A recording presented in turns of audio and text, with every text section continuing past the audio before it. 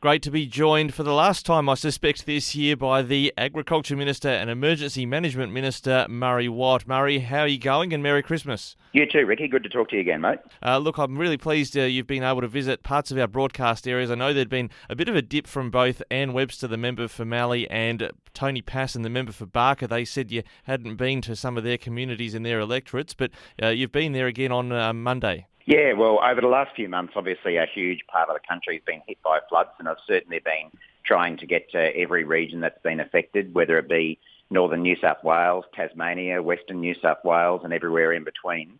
But yesterday I spent a bit of time in Mildura and then headed over towards the Riverland region as well, just so that I could see firsthand what damage there's already been, and I suppose more importantly, to get a better understanding of what we know is coming, because, of course, these regions, the floodwaters haven't peaked yet. There's a lot of other parts of Victoria and New South Wales that I've been to that have seen their flood peaks and have gone through the damage, but we know there's even more to come for places like Mildura and the Riverlands. So really valuable visit just to see and hear firsthand from people about what support is needed. And when it comes to all those trips you've made in various parts of the country, what's been the common sentiment from farmers and farming communities about the flooding? Has Australia been caught a little bit unawares by the significance of this event? I think it has turned out to be quite a big flood. Most of the communities that I've been to, it's either been the biggest flood they've had or certainly the biggest they've had in decades.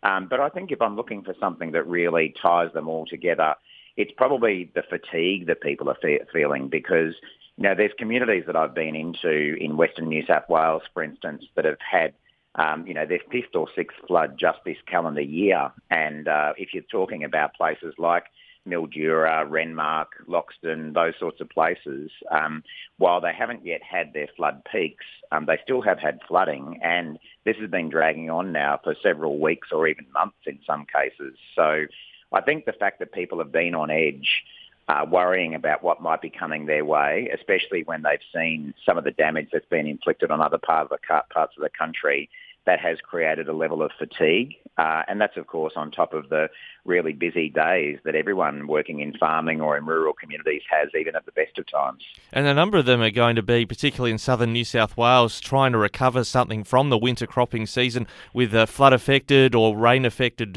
crops. To what extent, they're going to have to work over the Christmas season, and one of the challenges is roads. The Agriculture Ministers meeting last Wednesday committed in their communique that we saw on Friday that road repair will be a critical one. It's going to be a big bill, isn't it? It certainly will be, Ricky, and I think that's one thing that really stands out from these floods as well, is that given we're talking about largely rural areas, one of the biggest areas of damage has been the road and infrastructure network.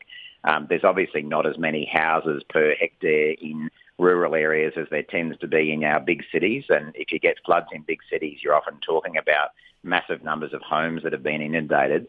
And while there certainly have been home inundations across rural Australia through these floods, the road and infrastructure damage is probably even more extensive and certainly more expensive. I think it's reasonable to think that we're going to be looking at damage bills in the billions of dollars for the roads and infrastructure network, simply because of the scale of the damage that we've seen. So at a federal level, what we're doing is pulling together a meeting over the next few days of all of the state and territory governments that are affected, the local government associations, farm groups, and the road industry, just to talk about what we can do to get these projects underway. There has been a lot of work done already, and I should pay tribute to state, territory and local governments for the work they've done to fix potholes and all sorts of other things. But the fact is that this is such a massive task that we're going to need a nationally coordinated effort, which is what we're trying to do.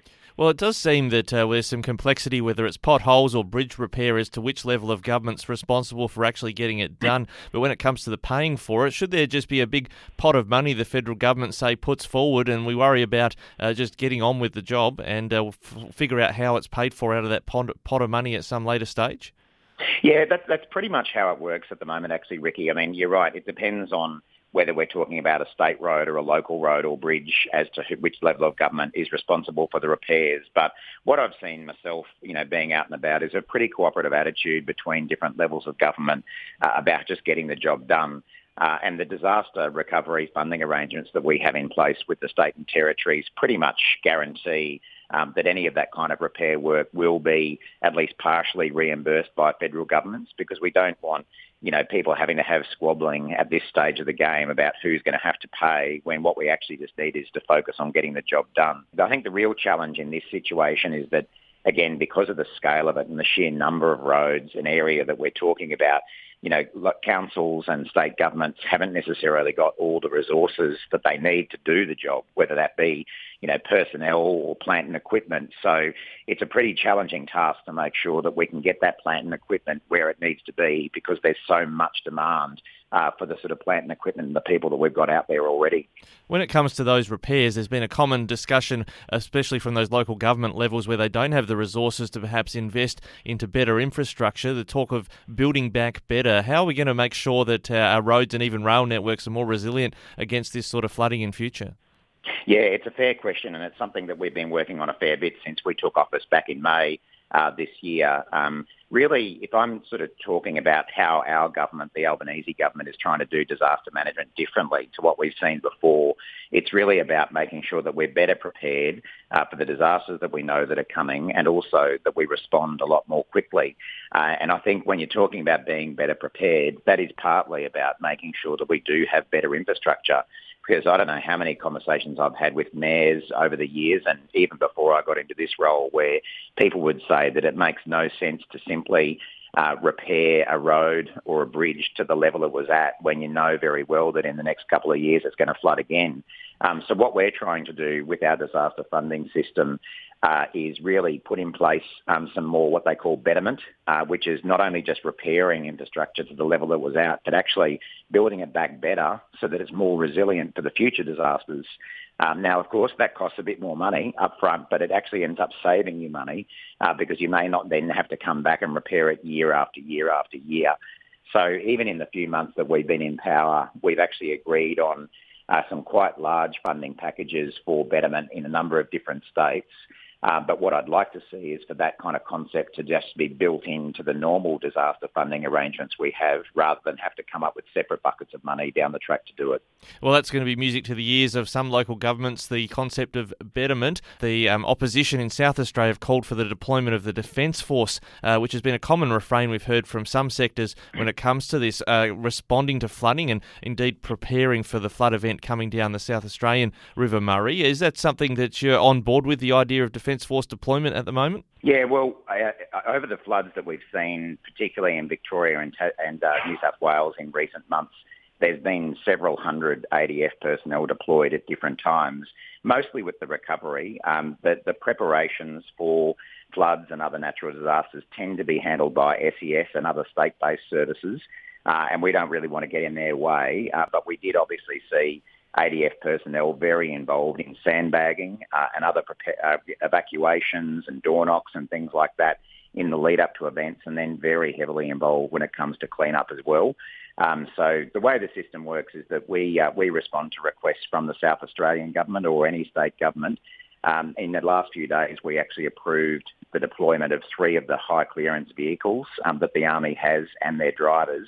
And what that's about is providing transport so that if evacuations are needed through those high clearance vehicles that get above the waterline, that's available. But also those vehicles and the personnel can be used for checking levees. So we've begun the job of deploying ADF personnel, and should the South Australian government believe that it's necessary to top up their own people, then we'd be more than happy to consider that as well. One of the other threats that we've faced across this year has also been on the biosecurity front. The Agriculture Ministers met on Wednesday, and there's a whole number of initiatives being undertaken there, including the electronic traceability of sheep and goats. Yeah, that's right. I think that's one of the really exciting developments that's happened in agriculture in Australia this year, Ricky, is that we have been able to get agreement amongst federal, state and territory ministers to really go hard on livestock traceability. It's one of those issues that's been kicked around in the industry for a long time. And, in the cattle industry, we have a pretty good traceability system in Australia where people can tag their cattle and really keep track of their movements. And that's obviously important, especially if you're talking about a biosecurity outbreak, so that you can work out quickly where animals have been and which other animals they may have infected. But at this stage, Victoria is the only state in the country that has that compulsory tagging of sheep and goats, and we want to see that spread to the rest of the country. And if there's one sort of silver lining that came out of the foot and mouth disease scare that we all went through a few months back, I think it really galvanised different governments and industry to say, well, look, now's the time to make a move on this traceability for goats and sheep as well. It's been too long in the too hard basket, and we've now got agreement across all the states and territories to work towards implementing mandatory tagging of sheep and goats by the 1st of January 2025. Now, that's a pretty ambitious target. There's a lot to be done. But, having that agreement across governments and with industry that this is something we need to do has given people the motivation to really get on and make some real efforts in something that's a real no-brainer, I think. When it comes to, why it's been in the too hard basket, a bit like the betterment debate with roads, has it been about funding? It seems that at the federal level there's been some requests made at the Agricultural Ministers' meeting. Claire Scriven, the South Australian Labor Minister for Agriculture, has indicated a request or something was put forward at that meeting that the federal government, maybe even I think the Sheep Producers Australia told us they're looking at a three-way split, state, federal and industry to pay for electronic tagging. Is that a direction where we may be heading? I think it is, Ricky, and I think that one of the pleasing things about this is that I've found producers and the industry generally are very willing to put their hand in their own pocket to help pay for this, because they obviously draw some of the financial benefit from putting these systems in place. But they want to make sure that they're being backed in by government, and there's very clear commitments now from federal and state governments to put our hands in our pockets as well to help fund this. So at the last federal budget, actually in October, the Albanese government set aside $46 million for this livestock traceability system. Part of that is about building a national database, because you can't just have all those tags running around without a database to track them. But we've also got money there to help subsidise the states and industry with the purchase cost of ear tags as well. So we feel that that's a pretty substantial contribution from a federal level. And I am seeing that a number of states are now coming to the party themselves with their own contribution towards tagging. And of course, there'll need to be a contribution from industry as well. But it was important to me at a federal level that we made a serious financial contribution and put our money where our mouth is, because I think that's then a good motivation for states, territories and industry to follow suit. And just lastly, in the Agricultural Ministers' meeting, there was a consideration about the farm labour needs. I understand the federal government's got a bit of a backlog of visa approvals to get through.